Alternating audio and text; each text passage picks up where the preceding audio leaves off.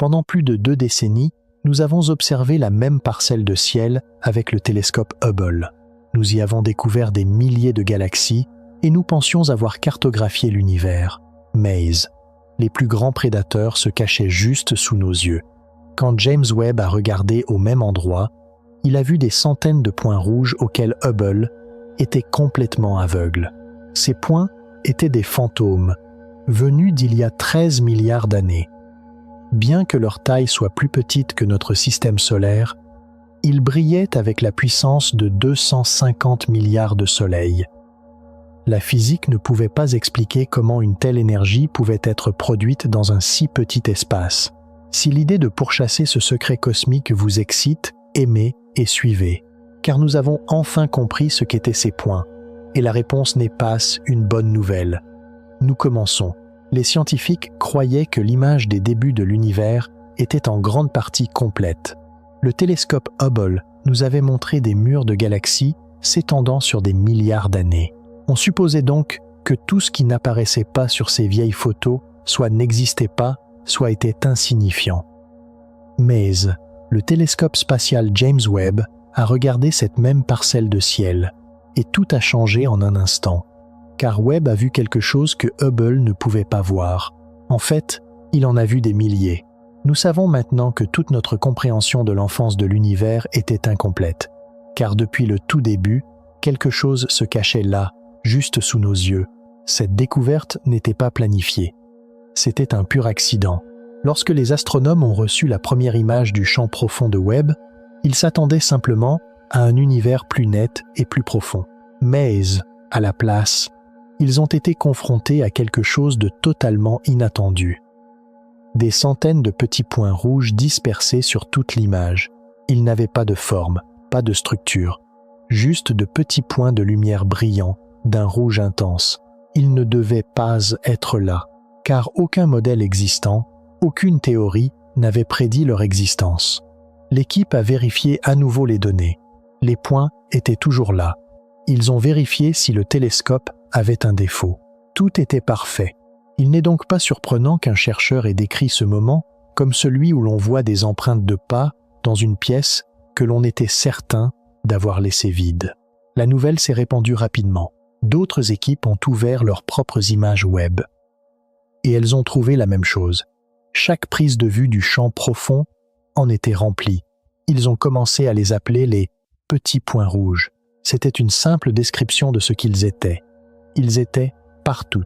Voilà la première chose qui a tendu les scientifiques, la position de ces points dans le temps, car ils existaient dans le premier milliard d'années après le Big Bang. L'univers a environ 8 milliards d'années. Ces objets se sont formés alors que l'univers n'était qu'un bambin faisant ses premiers pas. Regarder dans les profondeurs de l'espace, c'est regarder en arrière dans le temps, car la lumière met du temps à voyager. La lumière partie de ces points avait quitté sa source il y a plus de 13 milliards d'années. Ce que Webb voyait n'était pas l'univers moderne, c'était l'enfance de l'univers, et cette enfance était remplie de choses qui ne devaient pas encore exister.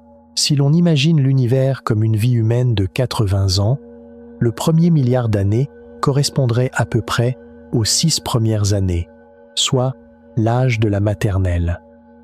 Par conséquent, l'existence de structures aussi complexes et puissantes à ce stade précoce était comme trouver un gratte-ciel achevé aujourd'hui sur un terrain dont les fondations ont été posées hier. La chronologie n'avait aucun sens, mais ce n'était pas le plus choquant. Le deuxième et plus grand problème était la luminosité ahurissante de ces points. Les plus brillants émettaient la lumière combinée de 250 milliards de soleils à partir d'un seul point, et ce point était incroyablement petit. Dans la plupart des cas, nous parlons d'une zone plus petite que notre propre système solaire. Notre galaxie, la Voie lactée, contient environ 250 milliards d'étoiles. Mais elle s'étend sur 100 000 années-lumière. Ces points, eux, produisaient la même puissance lumineuse depuis une zone de moins de 3/10 d'année-lumière de large. C'est moins d'un dixième de la distance entre notre Soleil et son étoile voisine la plus proche. Physiquement, cela semblait impossible, car produire autant de lumière depuis une si petite zone ne pouvait être expliqué par aucun modèle connu. Les étoiles ne pouvaient pas le faire. Les types de galaxies connues ne pouvaient pas le faire. Au début, la théorie la plus plausible semblait être celle d'amas d'étoiles denses. C'est, à dire, des milliards d'étoiles nouveau-nées si étroitement regroupées qu'elles brillaient comme un seul point lumineux. Mais cette idée s'est très vite effondrée, car les mathématiques étaient impitoyables. Lorsque vous essayez de comprimer les milliards d'étoiles nécessaires pour expliquer cette luminosité dans un espace plus petit que notre système solaire, la physique ne le permet pas. Quand les étoiles sont si proches les unes des autres, les forces gravitationnelles deviennent si intenses que toute la structure s'effondre sur elle-même en quelques secondes. Les étoiles entrent en collision, fusionnent, explosent et déchirent tout. Un amas d'étoiles aussi dense ne peut pas survivre. C'est pourquoi la théorie des amas d'étoiles a été complètement abandonnée au milieu de 2023. Et ce qui devait la remplacer devait être un concept beaucoup plus étrange, beaucoup plus sombre. Si les étoiles ne pouvaient pas expliquer cette énergie, il ne restait qu'un seul candidat, quelque chose qui produit de l'énergie, non pas par le feu nucléaire, mais par la gravité elle-même. Un endroit où la matière est déchiquetée au bord d'un précipice, où la gravité est infinie. Un trou noir. Pourtant, cette réponse créait 3 nouveaux problèmes pour chaque problème qu'elle résolvait, car des trous noirs aussi massifs ne devaient pas exister dans le premier milliard d'années de l'univers, et plus important encore, il est impossible qu'un trou noir qui se nourrit activement soit silencieux. Ce sont les objets les plus bruyants de l'univers, hurlant de radiation. Mais ces points étaient complètement silencieux. C'est ce silence qui fut le début du grand mystère, et c'est ce qui a empêché les astronomes de dormir.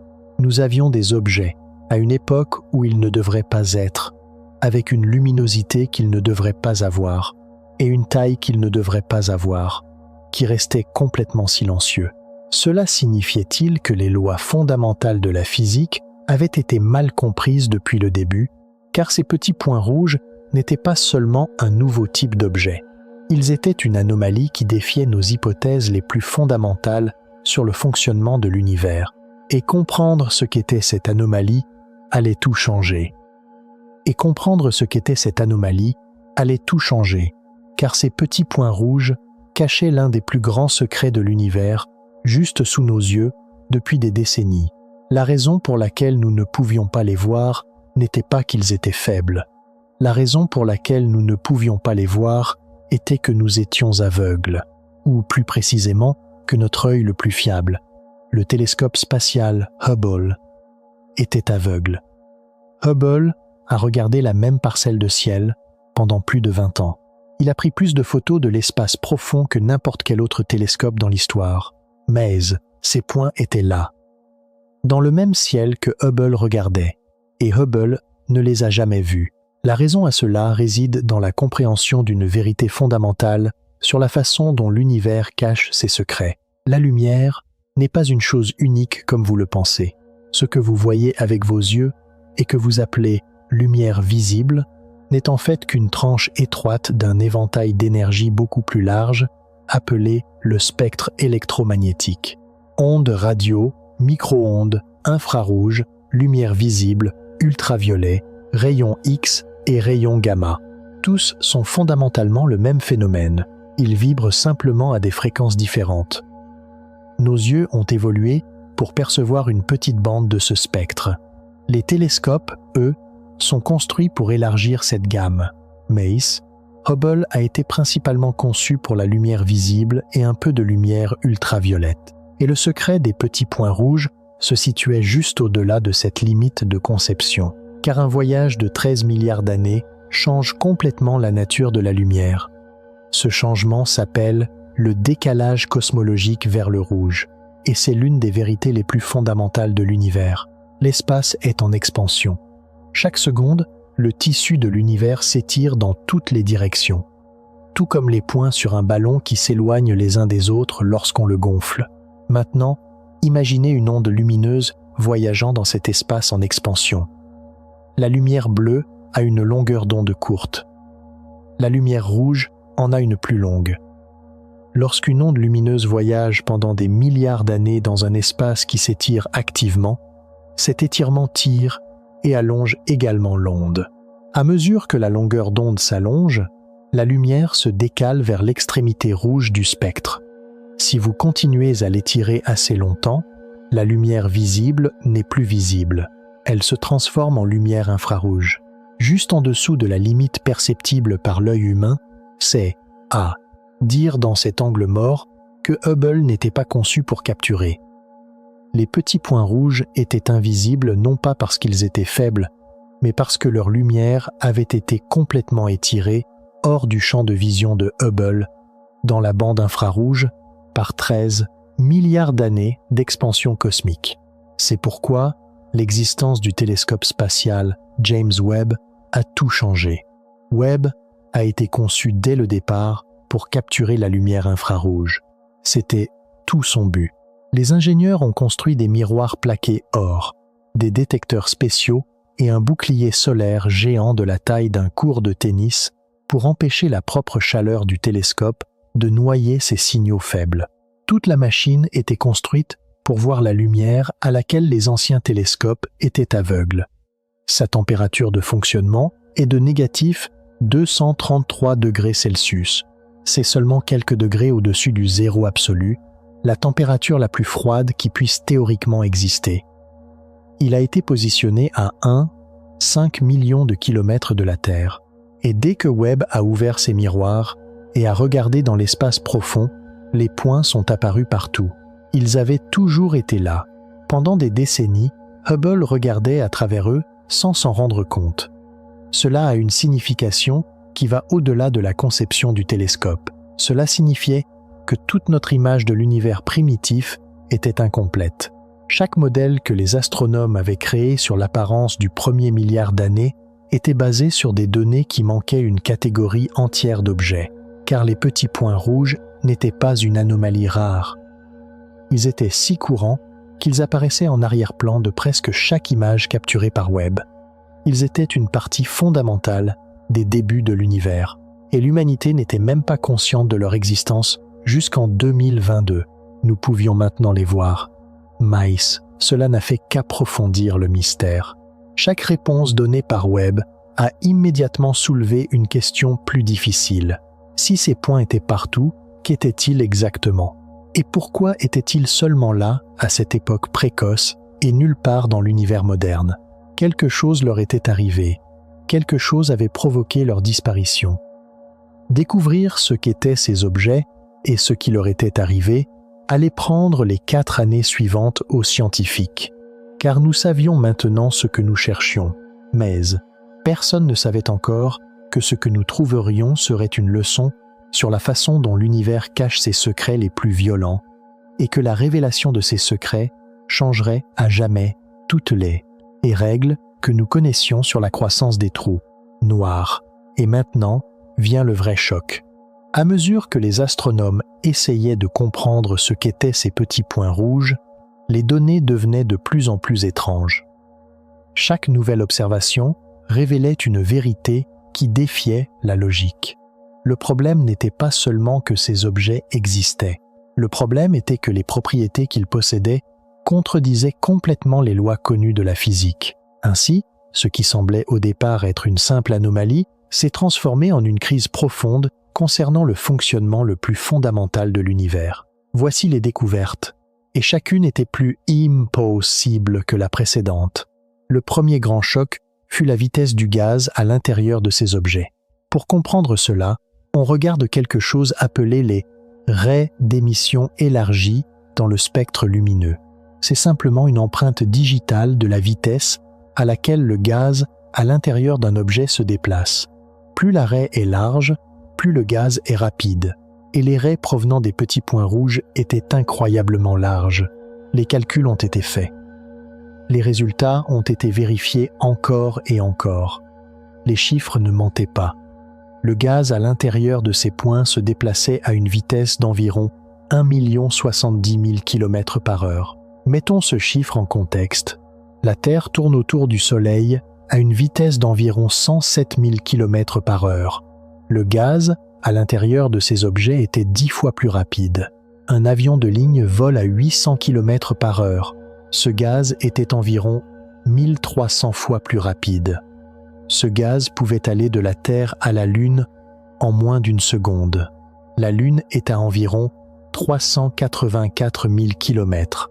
Ce gaz parcourait cette distance en seulement 3 secondes, mais ce n'était pas un mouvement dans une seule direction.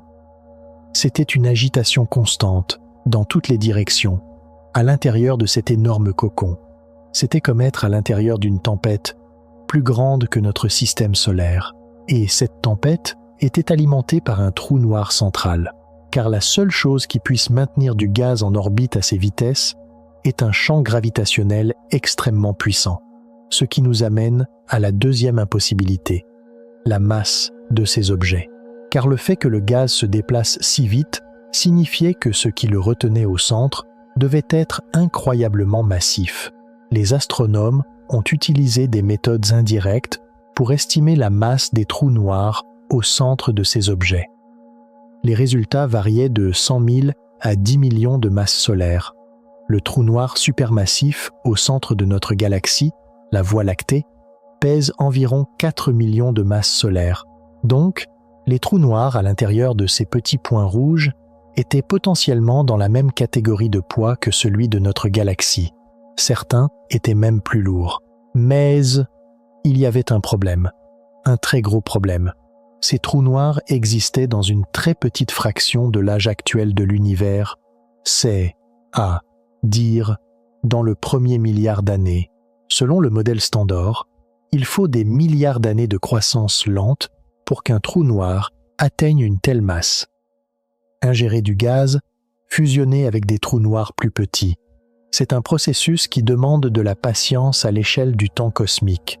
Mais les petits points rouges montraient que ce processus avait été raccourci de plusieurs milliards d'années. C'était comme si quelqu'un avait appuyé sur le bouton d'avance rapide. Ils étaient là, des milliards d'années avant qu'ils ne soient censés l'être. Pourtant, la découverte la plus grande, la plus inconcevable, n'était pas encore arrivée. Elle est venue d'un seul point appelé la falaise, The Cliff.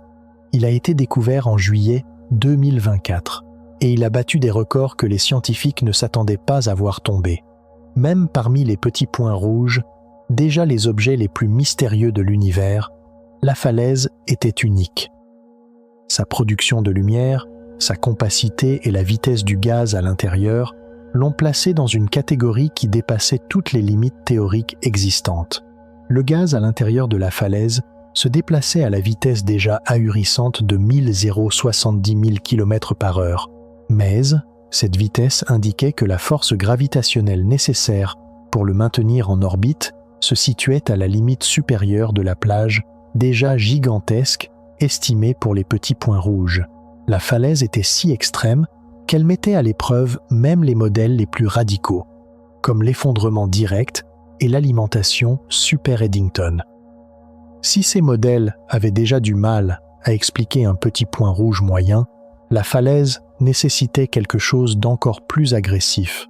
Soit la masse de la graine était plus grande que ce que n'importe quel modèle d'effondrement direct pouvait produire. Soit le taux d'alimentation était plus élevé que ce que même les estimations théoriques les plus généreuses permettaient. Certains chercheurs ont suggéré que la falaise pourrait être un cas extrême rare, formé par une convergence de conditions parfaites, une graine d'effondrement direct massive, située à l'intersection de multiples filaments cosmiques. D'autres ont soutenu que la falaise indiquait quelque chose de plus fondamental. Si la physique standard, même poussée à ses limites, ne peut expliquer un seul objet, cela pourrait être le signal que la physique standard est incomplète. Toutes ces découvertes pointaient vers une seule conclusion, la lumière, la masse, la vitesse. Tout était impossible, tout défiait les modèles connus. Les débuts de l'univers étaient beaucoup plus chaotiques, beaucoup plus rapides et beaucoup plus violents que ce qui était décrit dans les manuels. Mais ces objets ne faisaient pas qu'exister, ils se cachaient aussi parfaitement. Comment était-ce possible ? Où était le bruit cosmique assourdissant que toute cette énergie toute cette masse et toute cette violence devaient produire, car le plus grand secret de ces objets n'était pas les propriétés qu'ils avaient, mais celles qu'ils n'avaient pas. Car le plus grand secret de ces objets n'était pas les propriétés qu'ils avaient, mais celles qu'ils n'avaient pas. Ils étaient complètement silencieux. Chaque trou noir supermassif actif, confirmé par les astronomes à ce jour, a été trouvé par la même méthode, le bruit, car un trou noir qui se nourrit se fait remarquer. Lorsque le gaz tombe vers un trou noir, il ne descend pas en ligne droite comme une pierre dans un puits. Il spirale vers l'intérieur. Il forme un disque plat qui s'accélère à mesure qu'il se rapproche du centre. La friction dans ce disque chauffe le gaz à des millions de degrés. Et à cette température, la matière hurle. Elle émet des rayons X, des ondes radio et des radiations ultraviolettes dans toutes les directions. La région autour d'un trou noir qui se nourrit activement est l'un des endroits les plus bruyants de l'univers en termes de radiation. Mais les petits points rouges ne faisaient aucun bruit. Pas de rayons X. Pas d'ondes radio, pas d'éruptions ultraviolettes. Juste cette douce lueur rouge du gaz chauffé. Chaque détecteur conçu pour capturer un trou noir en alimentation, lorsqu'il était pointé vers ces points, renvoyait des données vides. C'était une autre couche d'impossibilité, car la production d'énergie exigeait la présence d'un trou noir. Leur taille exigeait la présence d'un trou noir. Mais toutes les preuves disaient qu'il ne devait pas y avoir de trou noir là. Cette situation a duré 4 ans, jusqu'en avril 2026. Une impasse totale.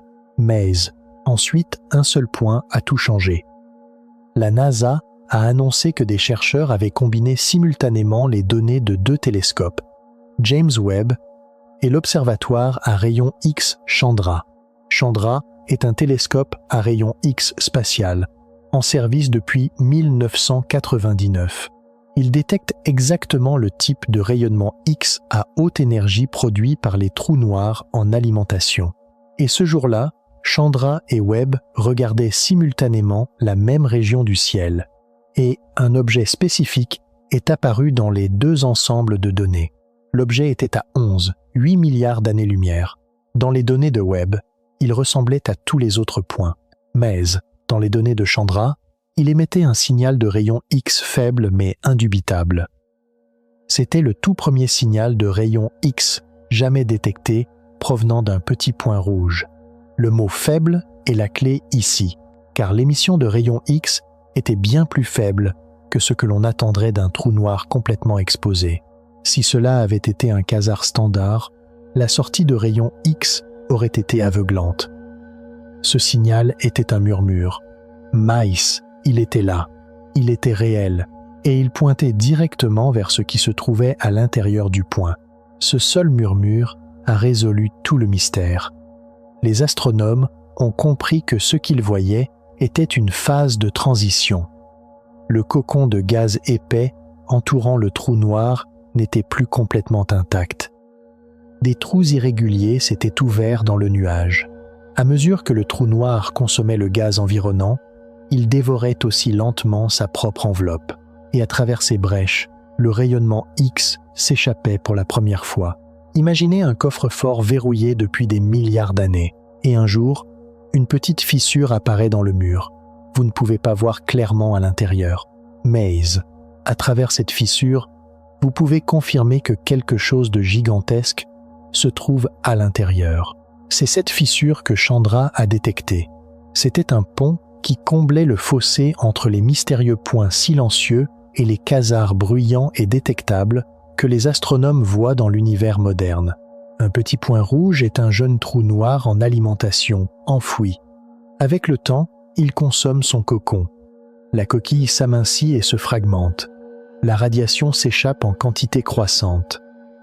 Et finalement, lorsque le cocon a complètement disparu, le trou noir se révèle entièrement comme un quasar brillant. Les petits points rouges pourraient être la phase d'enfance des plus grands trous noirs de l'univers. Mais cette découverte n'était pas toute l'histoire, car en examinant les points de plus près, les scientifiques ont remarqué une autre étrangeté. Ce n'était pas un seul type d'objet.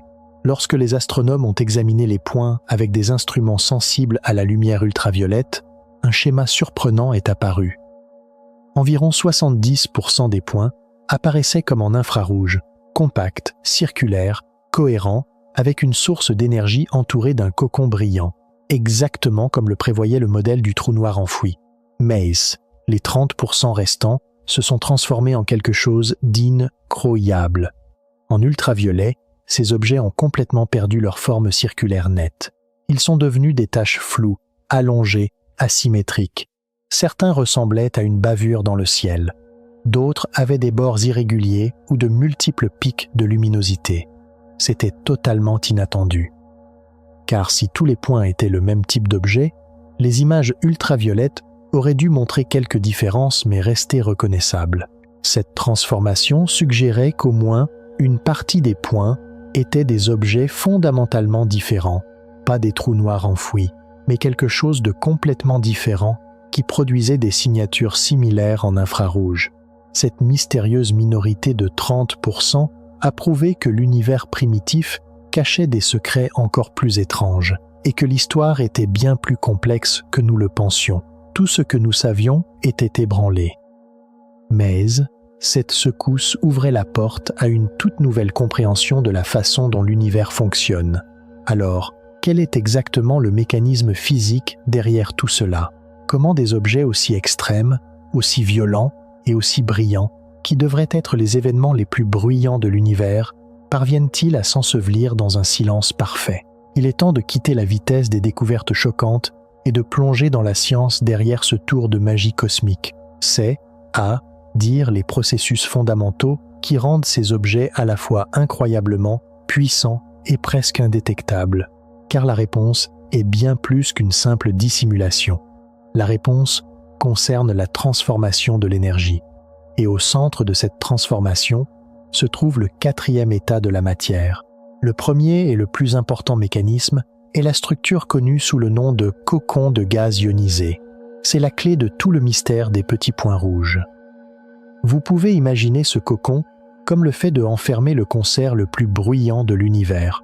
C'est, à dire, un trou noir supermassif en alimentation, dans une pièce dont les murs ont des centaines d'années-lumière d'épaisseur et sont recouverts d'un matériau qui absorbe le son de toutes les fréquences. De l'extérieur, vous n'entendriez presque rien. C'est exactement ce que font les petits points rouges, mais ils absorbent la radiation au lieu du son. Et le concert à l'intérieur est un événement où un trou noir consomme la matière à un rythme effrayant.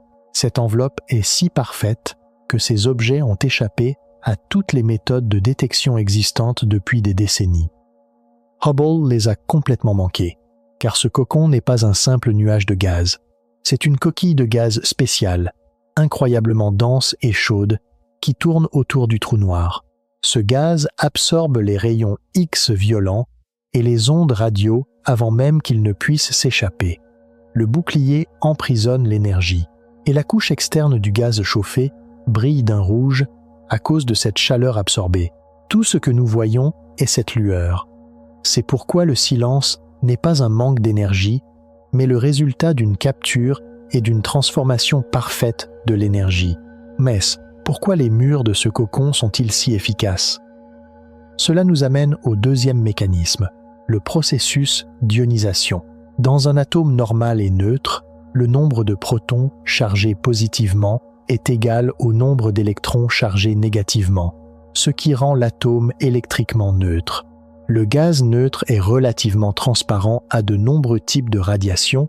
Pourtant, lorsqu'une quantité extrême d'énergie frappe un atome, comme c'est le cas près d'un trou noir en alimentation, cette énergie peut arracher un ou plusieurs électrons de l'atome. L'atome devient alors un ion chargé positivement et le gaz qu'il forme est appelé gaz ionisé ou plasma. C'est là que réside tout le secret. Car le gaz ionisé se comporte de manière complètement différente du gaz neutre. Il est extraordinairement opaque. C'est, à dire, imperméable à la lumière, en particulier aux radiations à haute énergie. Les électrons, arrachés aux atomes et circulant désormais librement dans le gaz, sont incroyablement efficaces pour absorber et diffuser les photons, en particulier les rayons X et la lumière ultraviolette. Le cocon entourant les petits points rouges est si dense en gaz ionisé que les rayons X produits près du trou noir ne peuvent parcourir qu'une courte distance avant d'être absorbés par un électron libre. L'électron prend cette énergie et la réémet à une fréquence plus basse, généralement en infrarouge. L'énergie n'est pas perdue, elle est simplement transformée. Du rayon X à haute énergie à la lumière infrarouge à plus basse énergie que Webb détecte comme cette fameuse lueur rouge. C'est pourquoi le cocon ne bloque pas réellement l'énergie, il la transforme. La radiation la plus violente produite par un trou noir supermassif en alimentation est convertie, longueur d'onde par longueur d'onde, en cette douce lueur rouge du gaz chauffé. Nous comprenons donc que le cocon est à la fois un bouclier et un four auto-entretenu. Mace. Cette situation soulève une nouvelle question. Pourquoi n'explose-t-il pas? Cela nous amène au troisième et plus déroutant mécanisme, la boucle de rétroaction perturbée. Dans l'univers moderne, lorsqu'un trou noir se nourrit de manière agressive, la pression intense de la radiation qu'il produit finit par repousser le gaz environnant.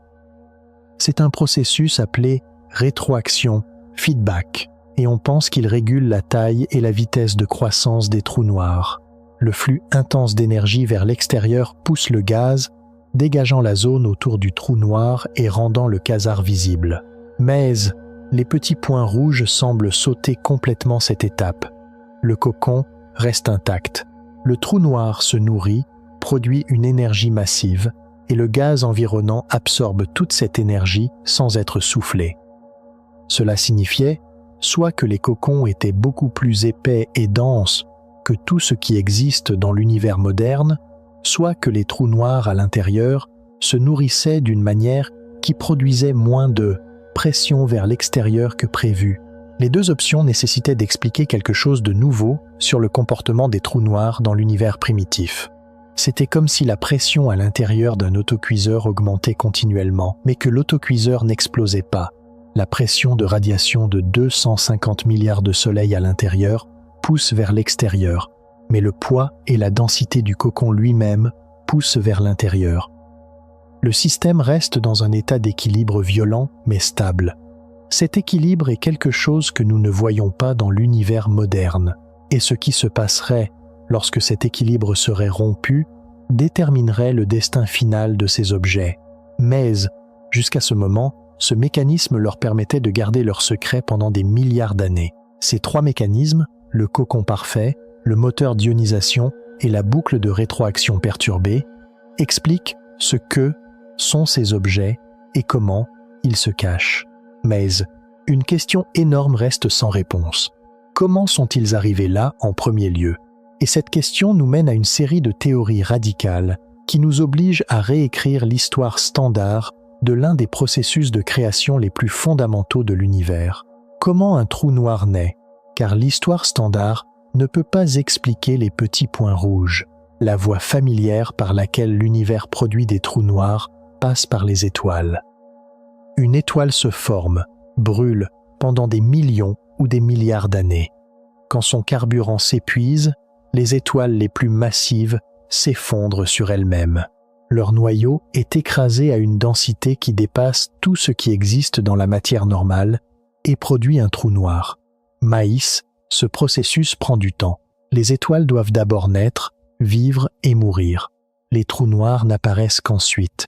C'est pourquoi les scientifiques ont proposé une voie beaucoup plus directe, beaucoup plus violente, pour résoudre ce problème de chronologie. C'est le raccourci de l'univers, le mécanisme de effondrement direct. L'effondrement direct est exactement ce que son nom implique. C'est l'effondrement d'un nuage de gaz massif directement en un trou noir, en sautant complètement la phase stellaire. Aucune étoile ne se forme, aucune supernova n'explose. Un trou noir émerge directement du gaz, déjà grand et affamé, tout comme une rivière qui se jette directement dans la mer par une cascade, au lieu de former d'abord un lac puis de déborder. Mais, pour que ce raccourci fonctionne, des conditions très spéciales sont nécessaires. Ces conditions n'existent plus dans l'univers moderne, mais étaient courantes dans l'univers primitif. Premièrement, le nuage de gaz doit être gigantesque. Deuxièmement, la température doit rester suffisamment élevée pour empêcher le nuage de se fragmenter en plus petits morceaux et de former des étoiles individuelles. La radiation ultraviolette provenant d'autres étoiles primitives voisines peut fournir ce chauffage, maintenant le gaz comme une seule masse cohésive. Lorsque les conditions sont réunies, la gravité l'emporte sans conteste.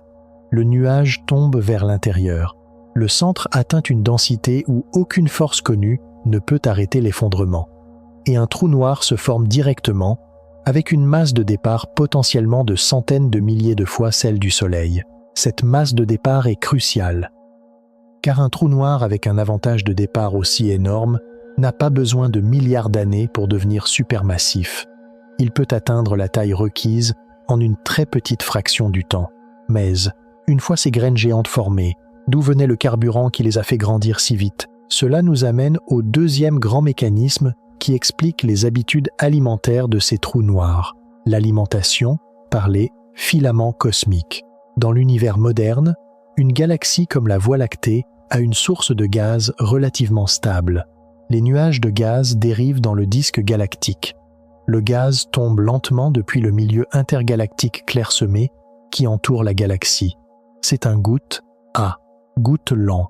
C'est pourquoi les trous noirs supermassifs modernes ne se nourrissent souvent pas activement. Mais l'univers primitif était complètement différent. Dans le premier milliard d'années, l'univers était beaucoup plus compact. La matière ne s'était pas encore étendue dans ce vaste réseau cosmique qui caractérise l'univers moderne. Au lieu de cela, la matière était concentrée en courants et en nœuds denses. Ces structures sont appelées filaments cosmiques et elles agissaient comme des rivières, canalisant d'énormes quantités de gaz vers les centres gravitationnels des premières galaxies et des trous noirs qui s'y formaient. Imaginez une ville au milieu d'une inondation. L'eau ne tombe pas seulement d'en haut, elle afflue de chaque route, de chaque vallée. C'est ce que vivaient les premiers trous noirs. Pas seulement des sources de gaz locales, mais d'énormes courants d'hydrogène et d'hélium primordiaux affluant vers eux depuis la structure cosmique plus large. Ces courants étaient si denses et si rapides qu'ils noyaient littéralement le trou noir de carburant. Cette situation peut expliquer un état appelé accrétion super-Eddington, qui permet au trou noir de dépasser temporairement sa limite d'alimentation standard. C'est pourquoi ces trous noirs n'ont pas seulement commencé grands, ils se nourrissaient également au buffet le plus riche de l'univers. Ces deux mécanismes, l'effondrement direct et les filaments cosmiques, expliquent l'existence et la croissance rapide de ces objets. Mais, pour certains, même cela ne suffisait pas. Surtout pour les cas les plus extrêmes, les points les plus brillants. Cette situation a poussé les astronomes à envisager une possibilité encore plus étrange. Cette idée avait été avancée en 2008 par le physicien théoricien Mitchell Begelman et était alors considérée par la plupart comme intéressante mais probablement irréelle.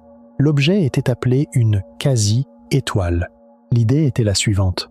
Dans l'univers très primitif, alors qu'un nuage de gaz massif s'effondre, un trou noir peut se former directement en son centre, mais ce trou noir ne dévore pas tout immédiatement. Au lieu de cela, il se trouve au cœur du nuage de gaz, toujours en effondrement et s'en nourrit de l'intérieur. À mesure que le trou noir se nourrit et grandit, l'énergie qu'il libère pousse vers l'extérieur contre le gaz environnant, gonflant une enveloppe gigantesque et brillante autour de lui. De l'extérieur, cet objet ressemblerait à une étoile massive et très brillante. Mais, à son cœur, au lieu de la fusion nucléaire, il y aurait un trou noir en alimentation, produisant son énergie non pas par le feu atomique, mais par la gravité. Cette structure serait intrinsèquement instable. Et finalement, tout le système se dissiperait, laissant derrière lui un trou noir massif, avec un avantage de départ que l'évolution stellaire normale ne pourrait égaler. Lorsque les petits points rouges ont été découverts, cette théorie ancienne et oubliée a soudainement repris vie, car certaines des propriétés des points, en particulier leur luminosité extrême et leur cocon dense, correspondaient de manière frappante à ce modèle de quasi-étoile. C'est encore un sujet de débat actif.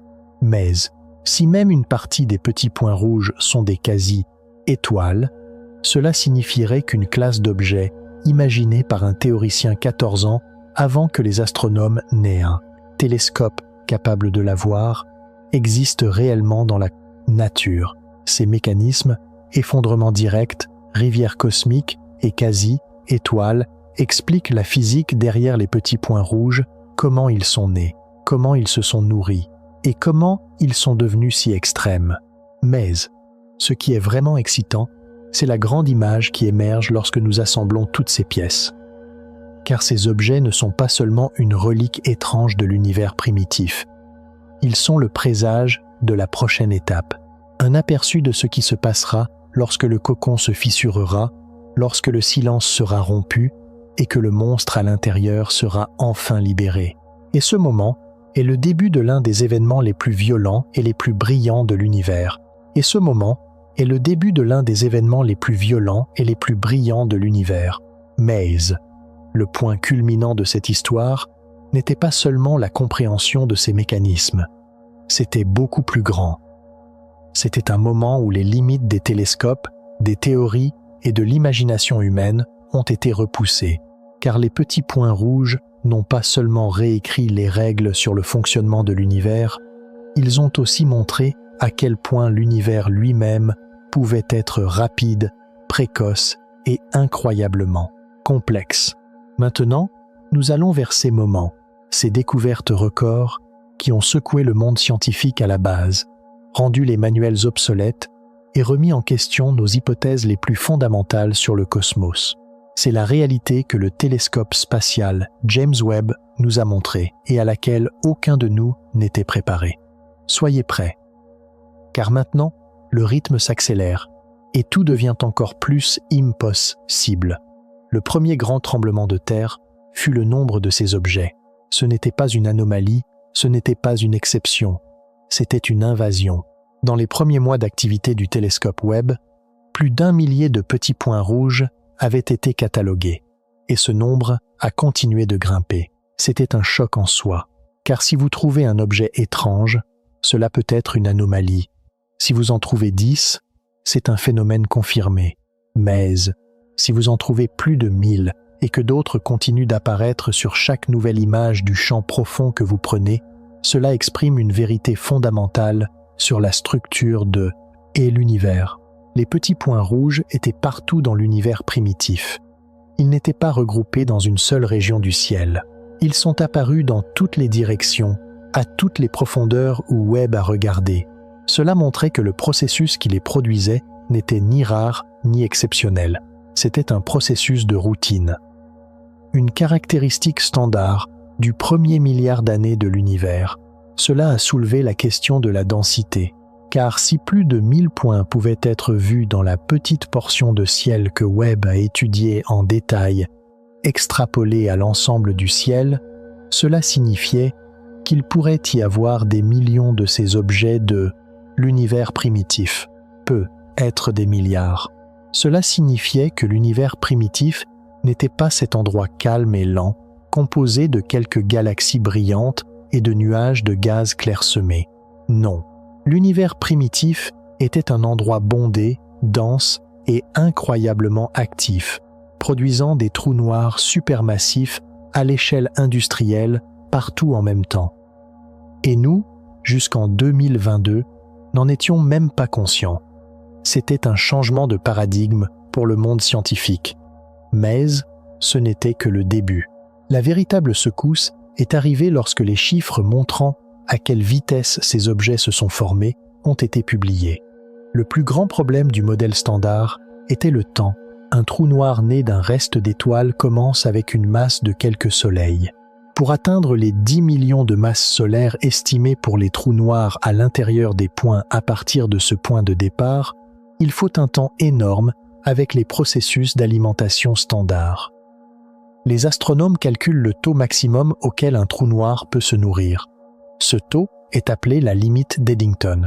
À cette limite, il faut plusieurs centaines de millions d'années pour qu'un trou noir double sa masse, même dans les conditions les plus idéales.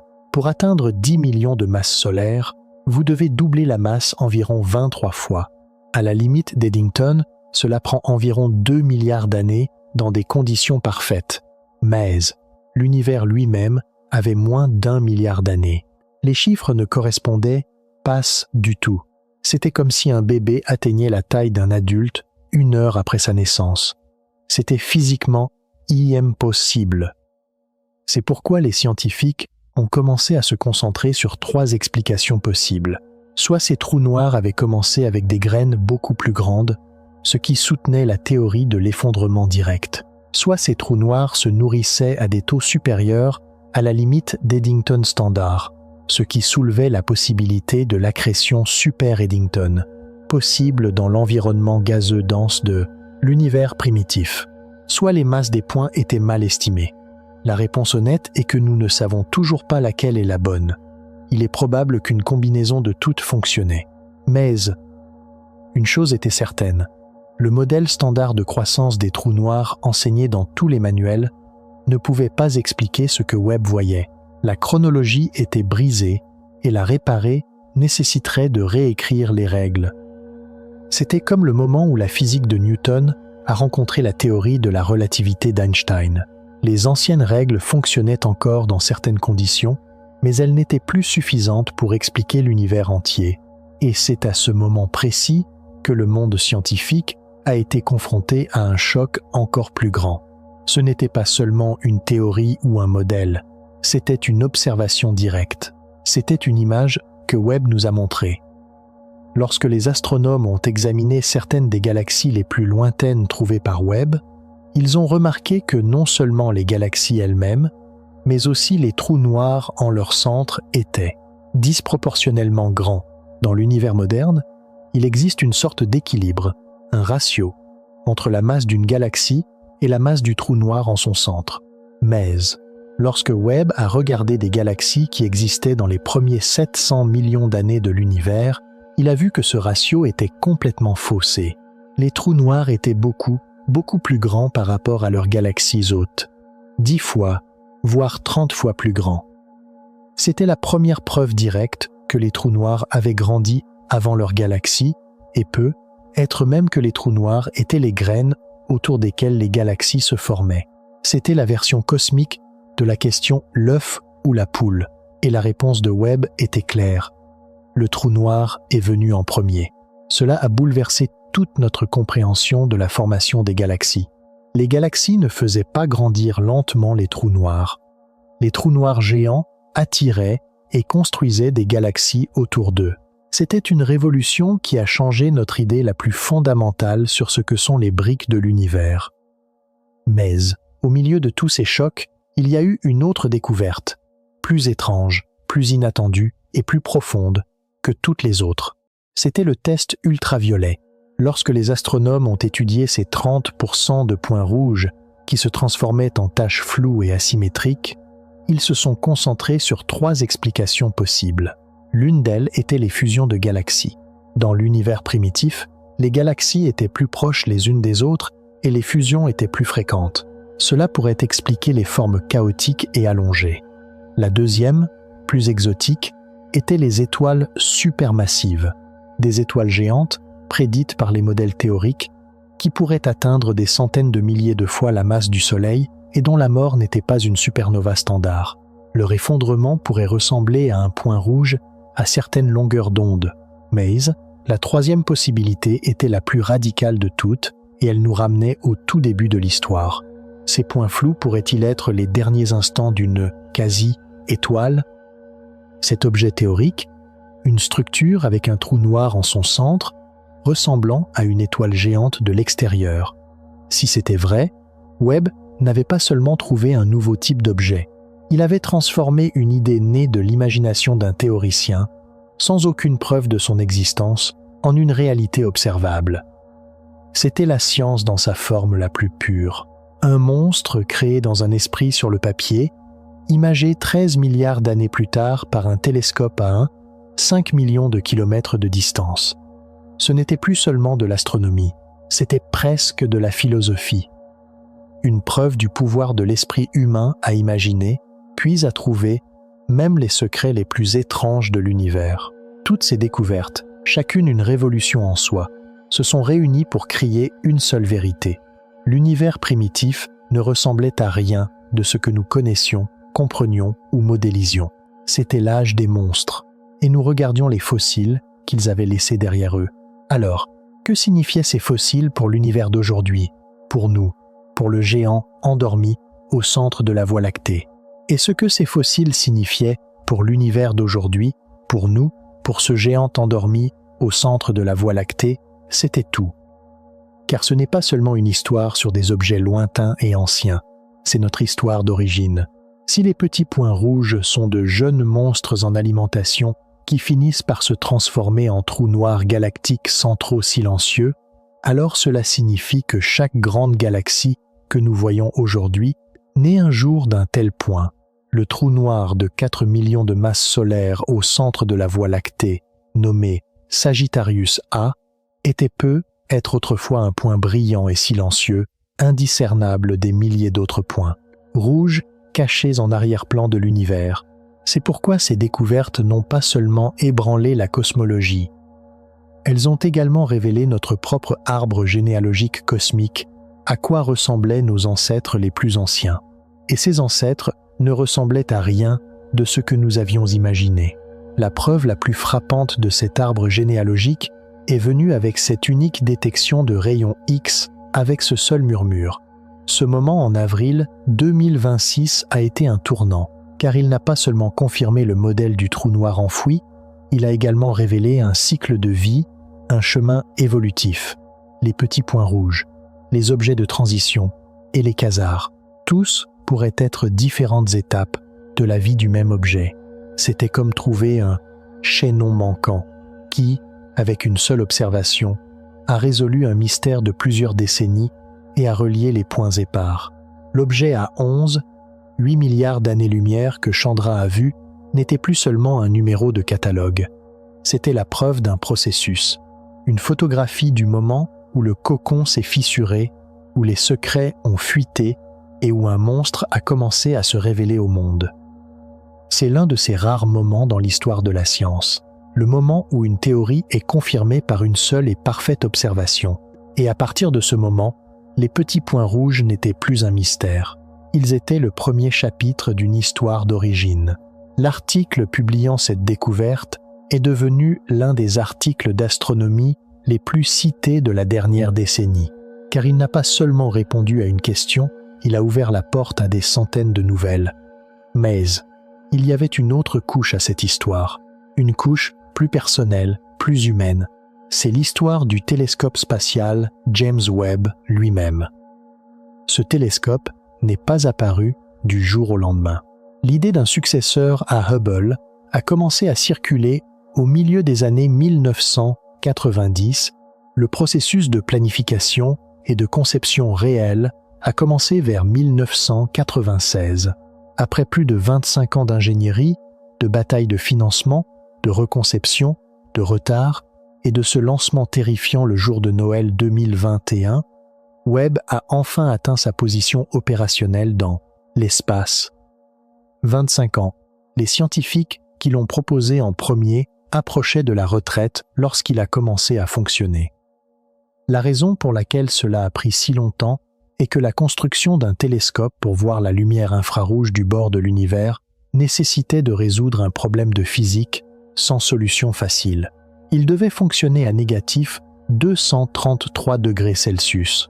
Son miroir de 6-5 mètres devait se plier comme un origami pour tenir dans une fusée.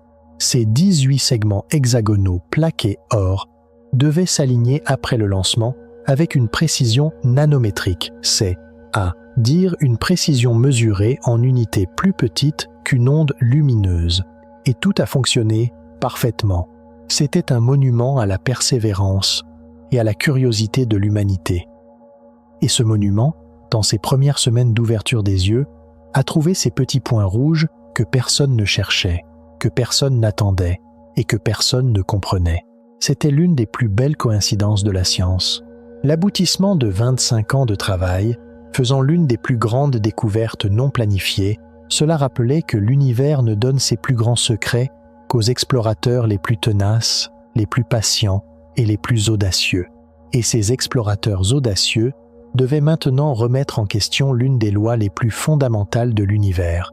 Cela concernait la gravité elle-même, c'est à dire la théorie de la relativité générale d'Einstein, car l'existence des petits points rouges, en particulier la formation de trous noirs si précoces et si massifs par effondrement direct, montrait que les conditions au début de l'univers étaient beaucoup plus extrêmes que ce que prévoyait le modèle cosmologique standard.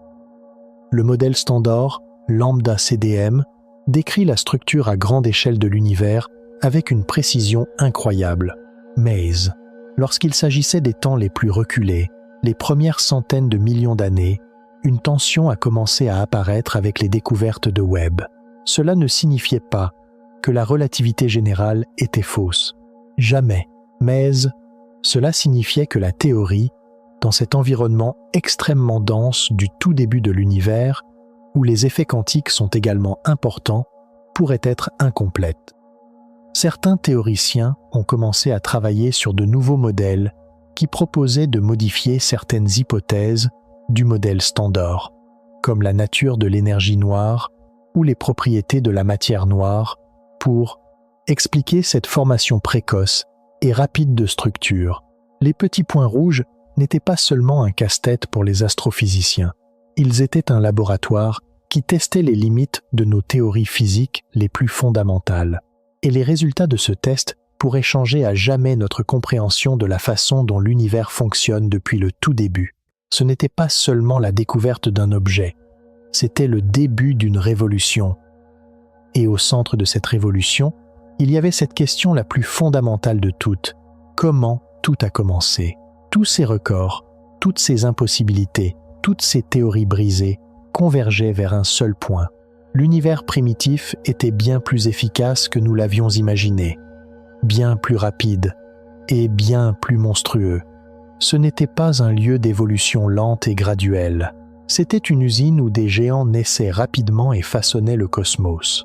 Mais il est maintenant temps de s'éloigner un instant de cette vitesse et de ce choc épique, de s'arrêter et de respirer, et de se demander ce que tout cela signifie pour nous, pour ces êtres curieux sur cette petite planète bleue. Car l'impact le plus profond de ces découvertes ne se trouve pas dans les chiffres ou les graphiques, mais dans ce que nous voyons lorsque nous nous regardons dans le miroir. C'est une histoire sur notre place, notre histoire et notre avenir. Et cette histoire est écrite dans la plus ancienne lumière de l'univers. Verte est devenue l'un des articles d'astronomie les plus cités de la dernière décennie, car il n'a pas seulement répondu à une question, il a ouvert la porte à des centaines de nouvelles. Mais il y avait une autre couche à cette histoire, une couche plus personnelle, plus humaine. C'est l'histoire du télescope spatial James Webb lui-même. Ce télescope n'est pas apparu du jour au lendemain. L'idée d'un successeur à Hubble a commencé à circuler au milieu des années 1990. Le processus de planification et de conception réelle a commencé vers 1996.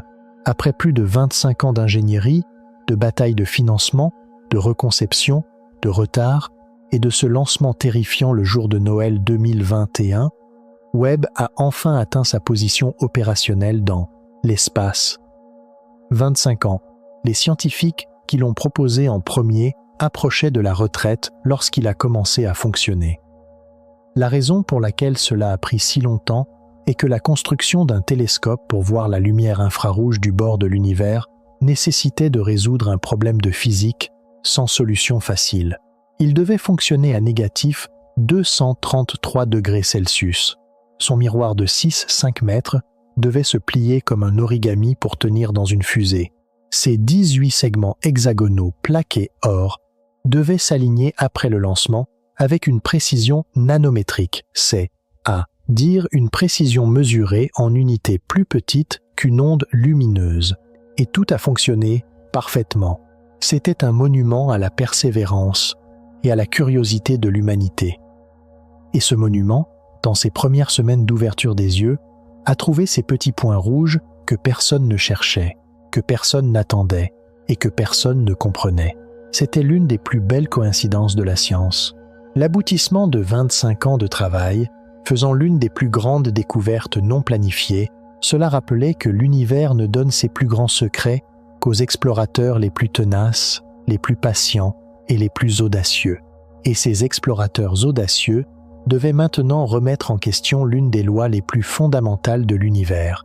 Cela concernait la gravité elle-même, c'est à dire la théorie de la relativité générale d'Einstein, car l'existence des petits points rouges, en particulier la formation de trous noirs si précoces et si massifs par effondrement direct, montrait que les conditions au début de l'univers étaient beaucoup plus extrêmes que ce que prévoyait le modèle cosmologique standard. Le modèle standard, lambda CDM, décrit la structure à grande échelle de l'univers avec une précision incroyable. Mais, lorsqu'il s'agissait des temps les plus reculés, les premières centaines de millions d'années, une tension a commencé à apparaître avec les découvertes de Webb. Cela ne signifiait pas que la relativité générale était fausse. Jamais.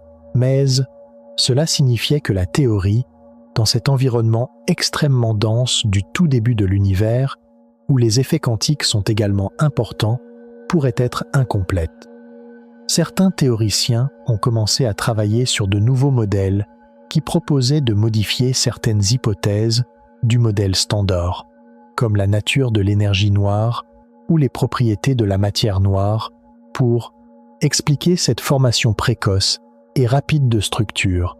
Les petits points rouges n'étaient pas seulement un casse-tête pour les astrophysiciens, ils étaient un laboratoire qui testait les limites de nos théories physiques les plus fondamentales. Et les résultats de ce test pourraient changer à jamais notre compréhension de la façon dont l'univers fonctionne depuis le tout début. Ce n'était pas seulement la découverte d'un objet, c'était le début d'une révolution. Et au centre de cette révolution, il y avait cette question la plus fondamentale de toutes. Comment tout a commencé? Tous ces records, toutes ces impossibilités, toutes ces théories brisées convergeaient vers un seul point. L'univers primitif était bien plus efficace que nous l'avions imaginé, bien plus rapide et bien plus monstrueux. Ce n'était pas un lieu d'évolution lente et graduelle. C'était une usine où des géants naissaient rapidement et façonnaient le cosmos. Mais il est maintenant temps de s'éloigner un instant de cette vitesse et de ce choc épique, de s'arrêter et de respirer, et de se demander ce que tout cela signifie pour nous, pour ces êtres curieux sur cette petite planète bleue. Car l'impact le plus profond de ces découvertes ne se trouve pas dans les chiffres ou les graphiques, mais dans ce que nous voyons lorsque nous nous regardons dans le miroir. C'est une histoire sur notre place, notre histoire et notre avenir. Et cette histoire est écrite dans la plus ancienne lumière de l'univers.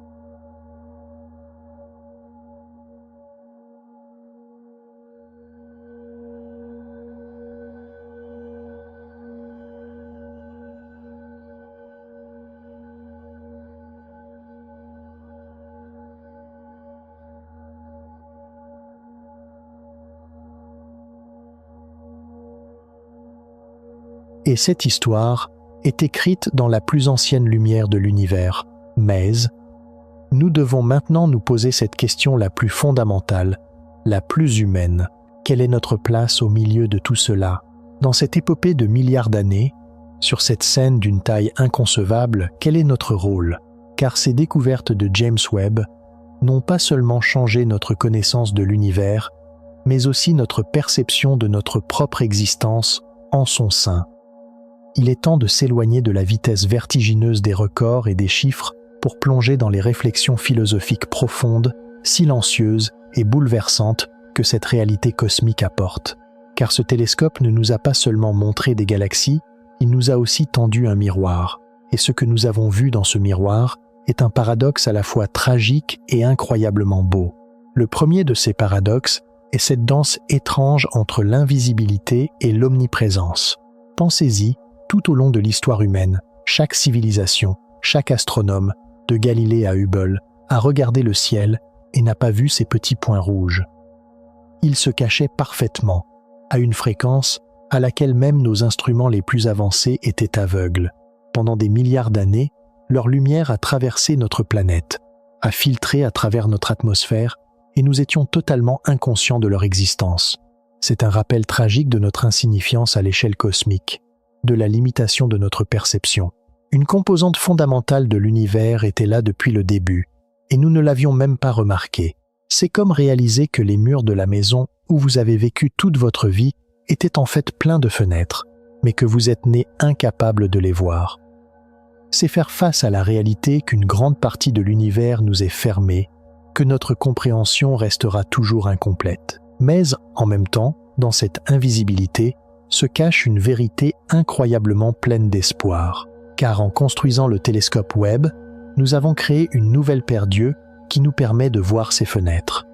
Nous avons compris notre limitation et trouvé un moyen de la surmonter.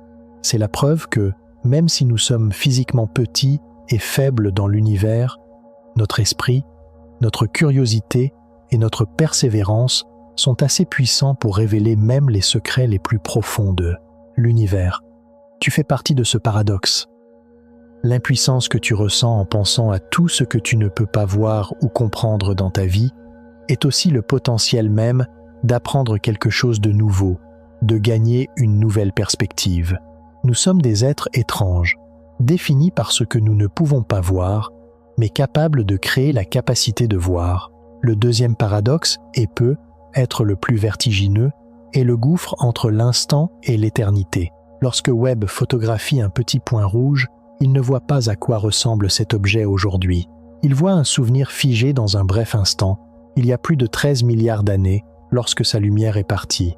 Lorsque cette lumière a commencé son voyage, la Terre n'existait pas, notre Soleil n'existait pas. Même la Voie lactée commençait à peine à se former. Nous regardons un photon de lumière qui est en route depuis plus longtemps que toute l'histoire d'une planète entière et de toute la vie qu'elle porte. C'est une vérité tragique qui nous frappe au visage sur la nature éphémère, passagère de notre propre existence, face à l'immensité inconcevable du temps. Dans l'histoire de 8 milliards d'années de l'univers, une vie humaine de 80 ans n'est même pas un clin d'œil. Nous ne saurons jamais ce qui est arrivé à ces objets pendant des milliards d'années. Dans quel état ils se trouvent aujourd'hui? Nous ne regardons que les échos du passé, les ombres pâles d'un jeu déjà terminé. Cela peut créer un sentiment de solitude et d'impuissance cosmique. Pourtant, dans cette existence éphémère, se cache une beauté profonde, car le fait même de pouvoir témoigner de cet unique instant est un miracle. Le fait qu'à la fin de ce voyage de 13 milliards d'années, ce photon antique frappe un miroir que nous avons construit et nous murmure un secret. C'est l'univers qui nous fait un cadeau. Nous sommes peu, être juste une étincelle qui brille un instant dans l'océan infini du temps. Mais, dans ce bref instant, nous pouvons lire l'histoire de l'océan lui-même. Tu fais partie de cet instant. Chaque respiration que tu prends est la toute dernière seconde de cette histoire de 8 milliards d'années. Entre tout le poids massif du passé et l'incertitude de l'avenir, tu es là, en ce moment même. Et ce moment est l'un des moments où l'univers essaie de se comprendre. Nous sommes le moyen par lequel l'univers témoigne de son propre passé. Le troisième paradoxe est cet équilibre terrifiant entre le silence et la violence. L'intérieur des petits points rouges est l'un des environnements les plus infernaux de l'univers. Une tempête de gaz à des milliards de degrés, s'agitant à des vitesses dépassant 1 million de kilomètres par heure dans une zone plus grande que notre système solaire. En son centre, un monstre de la puissance de 250 milliards de soleils, transformant la matière en énergie. C'est l'événement le plus violent, le plus bruyant, le plus chaotique que nous puissions imaginer. Mais, de l'extérieur, tout ce que nous voyons est une douce, calme, silencieuse lueur rouge. C'est l'un des plus grands contrastes de la nature. Que la plus grande puissance puisse être dissimulée par le silence le plus profond, c'est une vérité tragique qui nous rappelle la nature trompeuse de l'univers. Sous des surfaces d'apparence calme, des tempêtes inconcevables peuvent faire rage. C'est aussi le cas dans nos propres vies. Nous ne pouvons jamais savoir quelles tempêtes font rage à l'intérieur de personnes qui semblent calmes de l'extérieur. Quelle violence et quel chaos peuvent se cacher derrière des sourires. Mais la beauté derrière ce silence est que cette violence sert un but. Ce chaos construit une structure. Ce cocon silencieux est un utérus qui permet aux monstres à l'intérieur de grandir, de se développer et de finalement évoluer pour devenir les trous noirs massifs qui maintiennent les galaxies ensemble aujourd'hui. La violence fait partie de la création. La destruction est le début de la naissance. Tu portes aussi cet équilibre en toi. Les plus grands changements, les plus grandes créations de ta vie viennent souvent après les périodes les plus douloureuses, les plus chaotiques et les plus violentes. La tempête en toi n'est pas là pour te détruire, mais pour te reconstruire. Ton silence est un signe de croissance. Nous sommes des êtres qui trouvent l'équilibre au milieu du chaos et qui créent à partir de la violence. Tous ces paradoxes, l'invisibilité et l'omniprésence, l'instant et l'éternité, le silence et la violence, nous ramènent à une seule grande question. Mais la réponse à cette question est aussi complexe que l'univers lui-même et peut être pas aussi satisfaisante. Et cette question a une réponse aussi complexe que l'univers lui-même et peut être pas aussi satisfaisante. Car la leçon la plus profonde que nous enseignent les petits points rouges peut être que l'univers avance simultanément sur deux chemins différents, ce qui nous amène au quatrième et plus déroutant paradoxe, le dilemme entre l'ancêtre et l'impasse. D'un côté, il y a l'idée que ces objets ont évolué pour devenir les trous noirs supermassifs que nous connaissons aujourd'hui, c'est, à dire, les ancêtres des galaxies. C'est une histoire satisfaisante et ordonnée, un début, un développement et une fin. Mais, de l'autre côté, se trouve une possibilité plus troublante. Et si certains ne se transformaient en rien, c'est l'idée d'une impasse évolutive.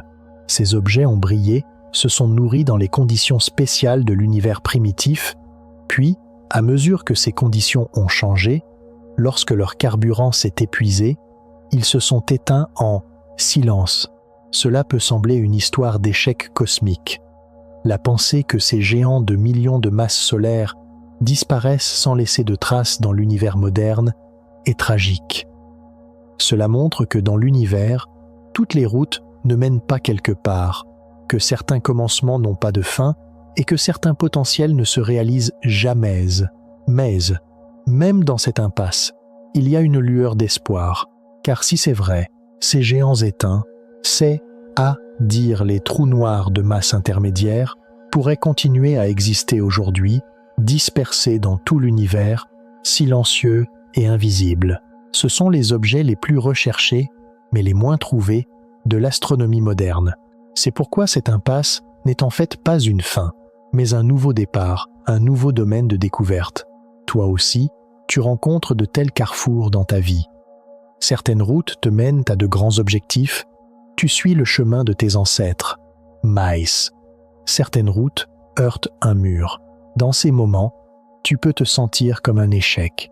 Mais, peut être que cette impasse est en fait une porte secrète vers un trésor silencieux et invisible que personne n'a jamais découvert auparavant. Nous sommes des êtres qui suivent à la fois les traces de leurs ancêtres et qui cherchent de nouvelles voies dans leurs propres impasses. Ce qui nous amène au dernier paradoxe, cet équilibre délicat entre la connaissance et l'inconnaissable. Le télescope James Webb nous a donné plus d'informations sur l'univers que nous n'en avons jamais eu. En 4 ans, il a fondamentalement changé notre compréhension de la cosmologie. Nous comprenons maintenant mieux comment fonctionnait l'univers primitif, comment les trous noirs ont grandi si vite et comment les galaxies se sont formées. C'est une victoire immense de l'intelligence et de la curiosité humaine. Mais, chaque réponse donnée par Webb a instantanément soulevé une question plus profonde, plus fondamentale. Nous avons compris ce qu'étaient les petits points rouges. Mais, pourquoi les conditions qui ont permis leur existence étaient-elles ainsi? Nous avons compris le mécanisme de l'effondrement direct. Mais, qui avait-il avant les étoiles de population 3, les premières étoiles qui l'ont rendu possible? Cette chaîne de questions nous ramène inévitablement au tout début, au Big Bang lui-même et même avant. Et là, notre connaissance heurte un mur. Nos lois de la physique, telles que nous les connaissons, s'effondrent à ce moment de singularité. C'est ce moment tragique où plus nous en apprenons, plus nous réalisons à quel point nous en savons peu. À mesure que notre océan de connaissances s'agrandit, le littoral de notre ignorance s'élargit également. C'est faire face à la réalité que nous n'atteindrons jamais les réponses ultimes. Mais, dans cet inconnaissable, se trouve la belle vérité qui donne un sens à tout ce voyage, la quête elle-même. Ce ne sont pas les réponses, mais les questions qui nous font avancer. L'inconnaissable n'est pas un vide à craindre, mais un terrain de jeu infini à explorer. Le télescope Webb n'est pas une machine à réponse, c'est un générateur de questions. Et c'est la plus belle définition de la science. Toi aussi, tu cherches des réponses tout au long de ta vie. Mais peut être que l'essentiel n'est pas de trouver les bonnes réponses, mais d'apprendre à poser de meilleures questions. Car la compréhension la plus profonde vient non pas lorsque nous savons tout, mais lorsque nous sommes émerveillés par la grandeur et la beauté de ce que nous ne savons pas. Nous sommes des êtres qui cherchent des réponses, mais qui vivent dans les questions. À la lumière de toutes ces informations, que ressens-tu face à ce nouveau portrait de l'univers? D'un côté, ce sentiment de petitesse, d'insignifiance face à cette immensité inconcevable, cette violence et cette profondeur du temps. Ou de l'autre, cette fierté et cette admiration face à l'incroyable pouvoir de l'esprit humain, capable de comprendre tout cela, de regarder 13 milliards d'années en arrière et de percer les secrets de l'univers. Tu ressens probablement les deux en même temps. Et les deux sont vrais, car nous sommes le plus grand paradoxe de l'univers lui-même, à la fois aussi petit que de la poussière d'étoiles perdues au milieu d'un néant cosmique, et aussi grand que ces êtres conscients de cette poussière d'étoiles, essayant de comprendre l'univers lui-même. Nous savons maintenant que le début de l'univers était bien plus étrange que nous le pensions. Et dans cette étrangeté se cachent des indices profonds sur notre propre existence. Nous avons trouvé notre force dans nos limitations, la valeur de l'instant dans notre existence éphémère, la connexion profonde dans notre solitude, la création dans le chaos, le sens dans l'insignifiance, l'espoir dans la surprise et l'insoutenable, légèreté de l'être dans le poids de la connaissance. Maïs, au-delà de toutes ces réflexions philosophiques, une question reste à répondre. Peut être la plus importante. L'histoire des petits points rouges nous en a beaucoup dit sur le passé de l'univers. Maïs, et si elle disait aussi quelque chose sur son avenir?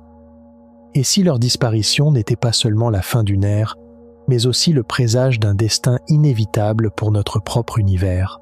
Et cette question nous pousse à réfléchir non seulement au passé, mais aussi à l'avenir de l'univers, car l'histoire des petits points rouges n'est pas seulement une histoire de naissance, c'est aussi une histoire de disparition.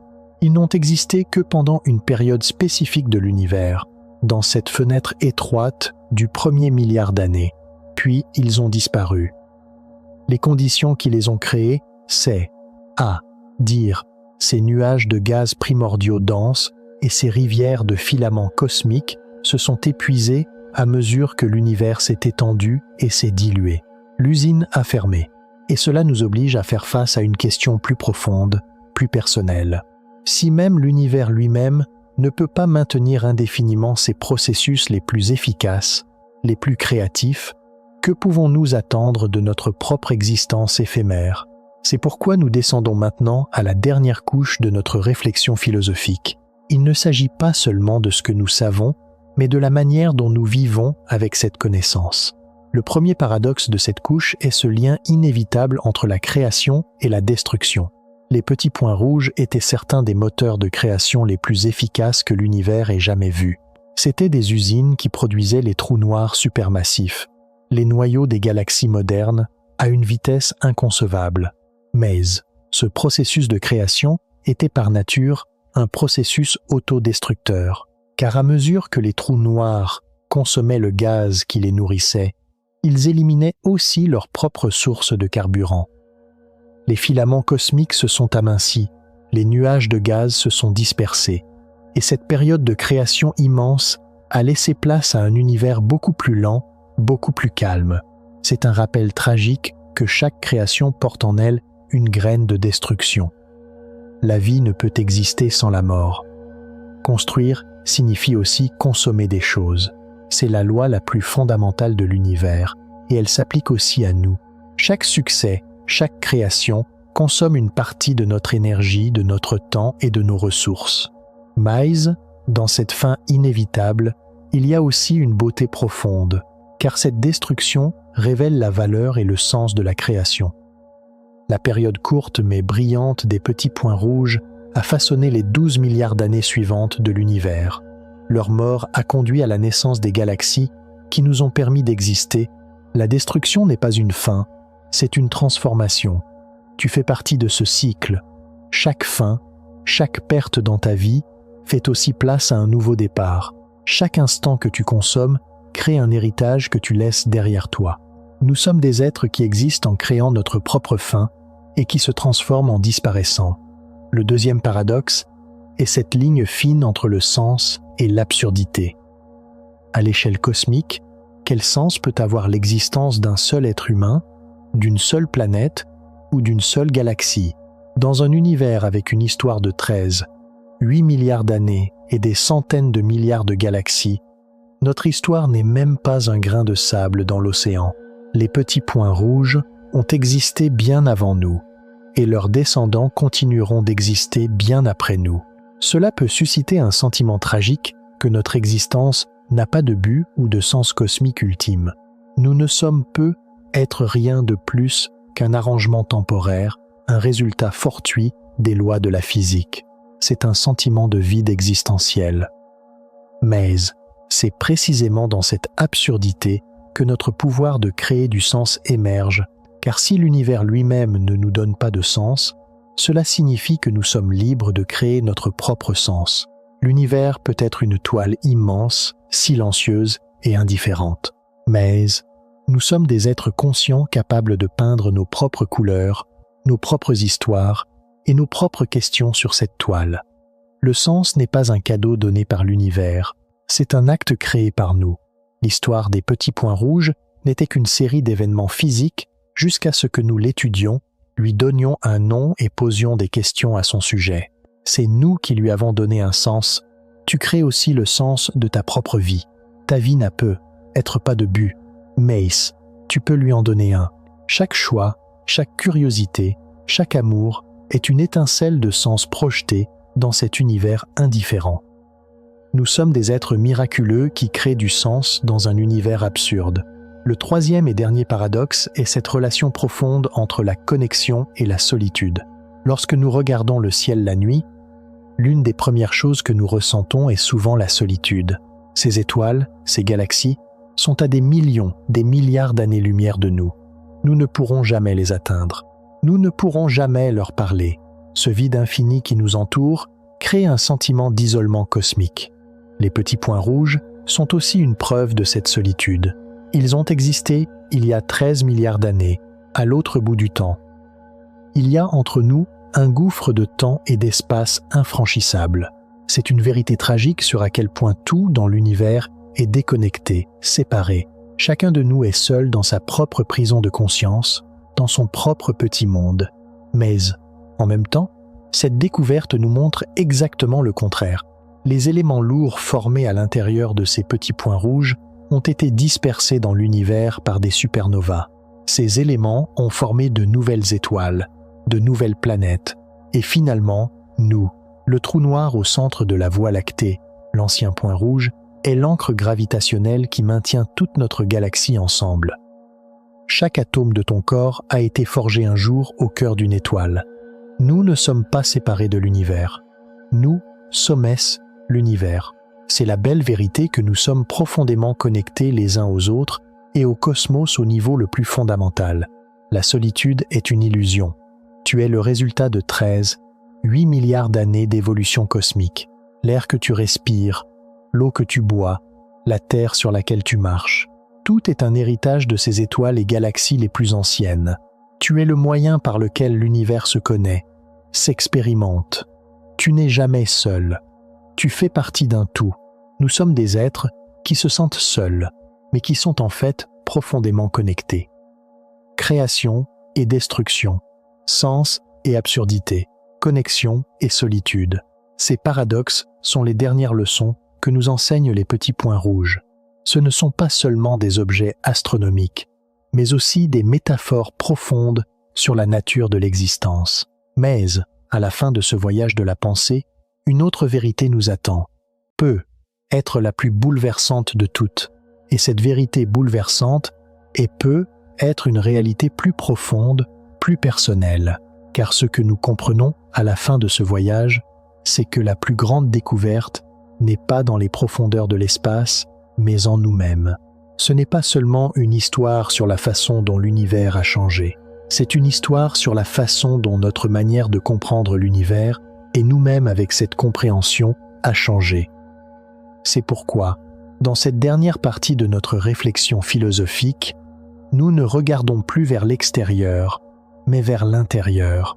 Nous sommes confrontés à la question de ce que nous allons faire de cette connaissance, de comment nous positionner sur cette nouvelle carte cosmique. Le premier paradoxe de cette confrontation est cette lutte sans fin entre la prévisibilité et la surprise.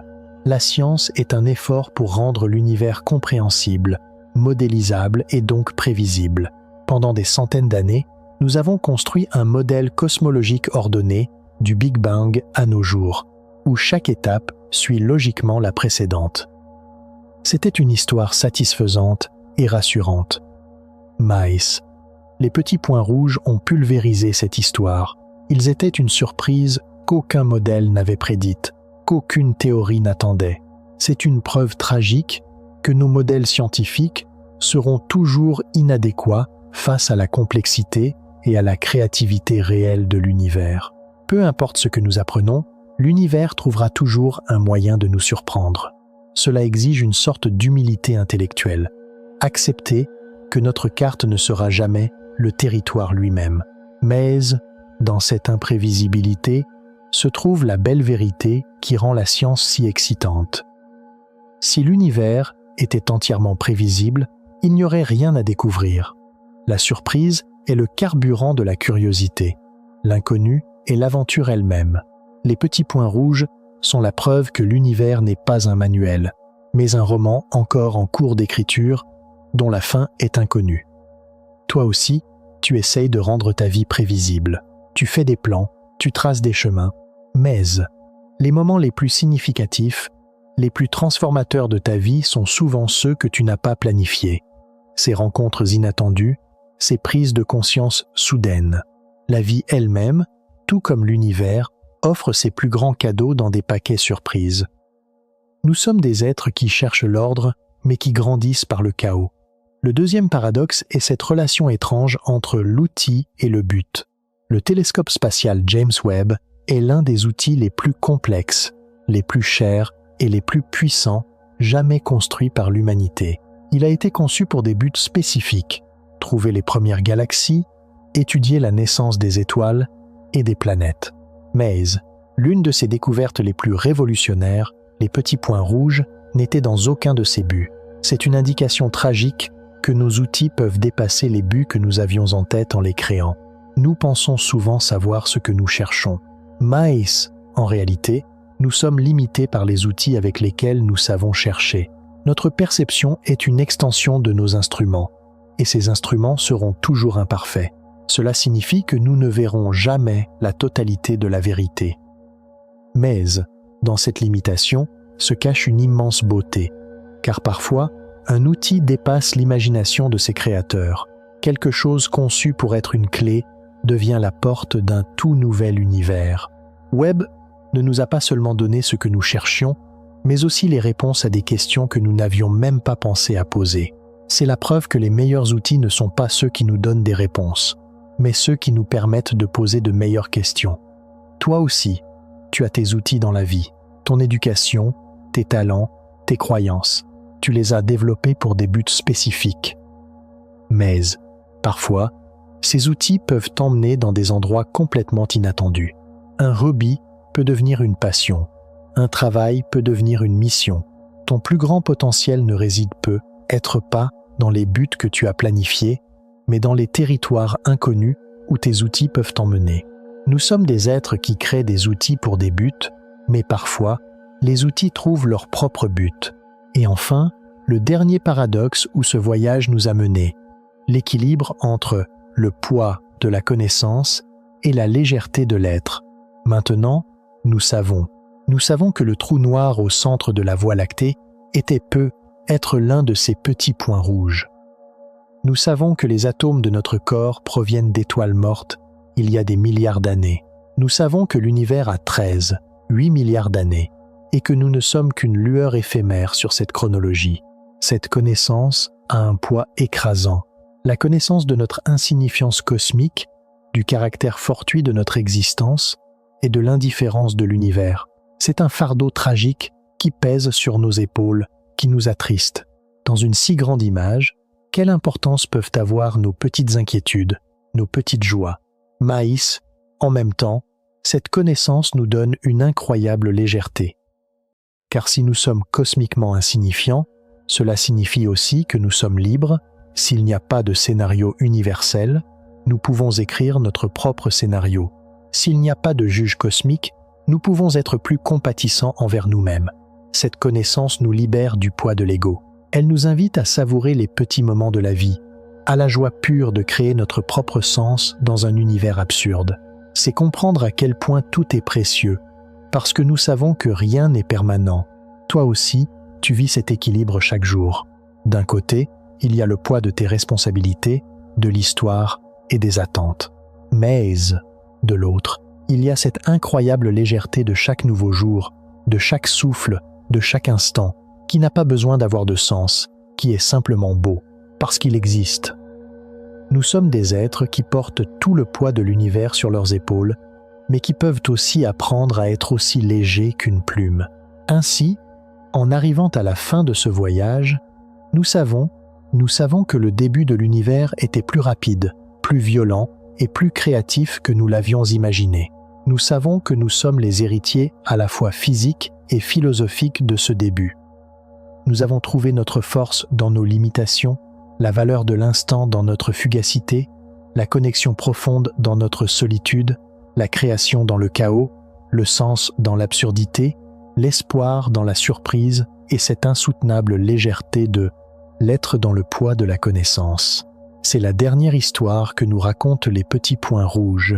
Et cette histoire se termine par une dernière pensée sur ce premier moment où tout a commencé et sur ce que ce moment signifie pour nous.